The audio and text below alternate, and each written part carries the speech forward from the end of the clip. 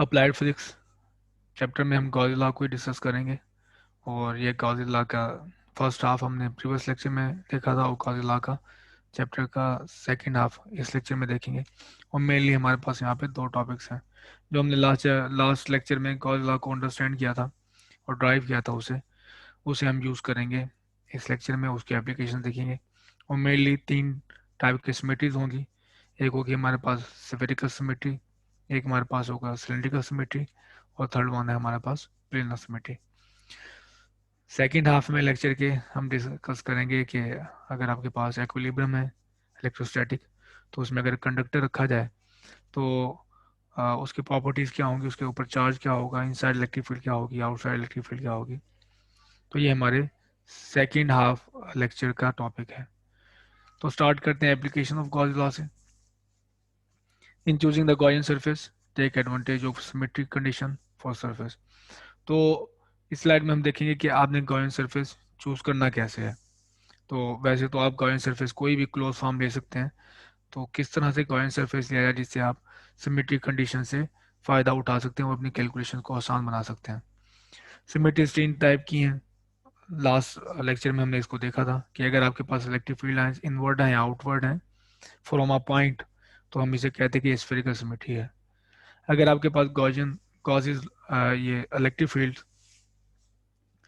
Radially inward या outward है from a line, तो हम इसे कहते थे सिलेंड्रिकल सिमेट्री। और अगर आपके पास प्लेन है, प्लेन से जो इलेक्ट्रिक फील्ड है वो रेडियली इनवर्ड या आउटवर्ड है, तो हम इसे कहते थे ये है प्लेनर सिमेट्री। तो एग्जांपल देखने के लिए कि आपके पास अगर ये पॉइंट है, ये जैसा पॉइंट है और इलेक्ट्रिक फील्ड लाइंस इससे रेडियली आउटवर्ड है, जैसे कि ये है, ये आपके पास रेडियल डायरेक्शन है, तो ये हमारे पास होगी स्फेरिकल सिमेट्री। तो इस केस में आप स्फेयर ले लें तो वो आपके लिए बेस्ट होगा। और अगर हमारे पास है लाइन है और लाइन से इलेक्ट्रिक फील्ड है जो रेडियली इनवर्ड या आउटवर्ड है, जैसे कि ये, अगर आप इसे साइड व्यू देखेंगे तो आपको ये नज़र आएगा, लेकिन आप इसको ऊपर से देखेंगे, हेलीकॉप्टर व्यू जिसे कहते हैं, तो आपको इलेक्ट्रिक फील्ड लाइन हर तरफ जाते हुए बिल्कुल आपको ये शेप मिलेगी। अगर आप इसको ऊपर से देखेंगे हेलीकॉप्टर व्यू में तो आपको बिल्कुल यही शेप मिलेगी।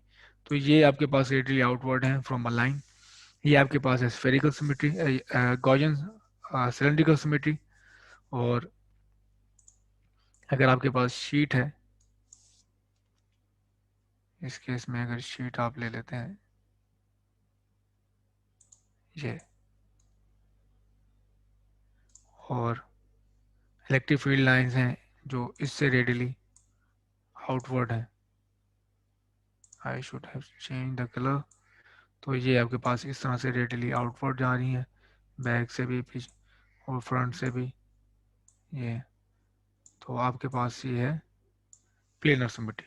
तो ये स्फेरिकल सिमेट्री, इसमें अगर आप गॉसियन सरफेस इस तरह का लें स्फेयर तो आपके पास कैलकुलेशन करने में आसानी होगी।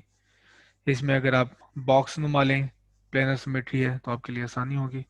और इसमें अगर आप सिलेंडर नुमा लें गॉसियन सरफेस तो आपको कैलकुलेशन करने में आसानी होगी। तो अब है कि क्या प्रॉपर्टीज़ हैं बेसिकली जो आपको शो करेंगी कि आप अगर इन स्फेरिकल सिमेट्री में गॉसियन सरफेस ये वाला चूज़ करते हैं तो उसमें क्या क्या चीज़ें आपको देखनी चाहिए ताकि आप को लिए कैलकुलेशन करना आसान हो। The value of electric field constant over the portion of surface. तो ये पहली चीज़ देखनी है कि अगर आपने गॉसियन सरफेस चूज़ किया है उसके पोर्शन पे इलेक्ट्रिक फील्ड कांस्टेंट है या नहीं है, या फिर पूरे पे कांस्टेंट हो वो भी बेस्ट है। नहीं तो फिर उसके कुछ पोर्शन पे आपके पास इलेक्ट्रिक फील्ड कांस्टेंट हो सरफेस पे। दूसरा, आपके पास जो डॉट प्रोडक्ट है इलेक्ट्रिक फील्ड का और वेक्टर एरिया का, उसको कैलकुलेट करना आसान हो।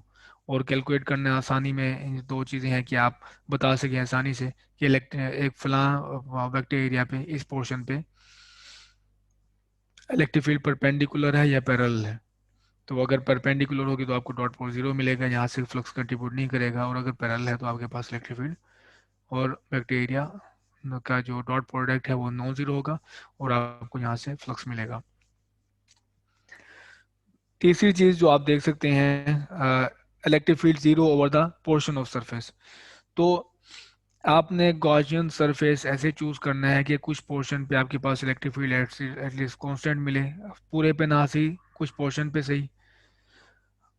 डॉट प्रोडक्ट एवेल्युएट करना आसान हो, जैसे कि परपेंडिकुलर है इलेक्ट्रिक फील्ड और वेक्टर एरिया, या पैरेलल है। और इलेक्ट्रिक फील्ड जीरो हो पोर्शन ऑफ सरफेस पे, ताकि हमें पता चल जाए हमने वहां से इलेक्ट्रिक फील्ड फ्लक्स को कैलकुलेट नहीं करना, क्योंकि इलेक्ट्रिक फील्ड है ही जीरो, हमारे पास फ्लक्स जीरो आएगा।